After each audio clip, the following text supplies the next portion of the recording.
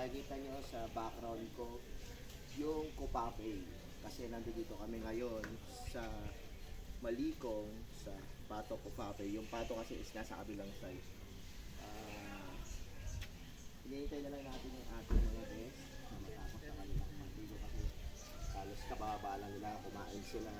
At kung gusto nyo guys na mga like kagaya ng ganito mga view o mga magandang experience, PM nyo lang kami, Kulig Travel and Tours, Anonymous Transport Service, siyempre with collaboration minsan sa ating mga ibang organizer like Lakat Lidya, Ahon Barako, mga legit yan guys. So magaganda rin yung mga service na binibigay nila at the same time hindi tayo namamadali sa ating mga biyahe. Kaya guys, PM lang kayo. This is your boy Boss Non. You can follow my page Boss Non, FB page, YouTube Boss Non, at God bless.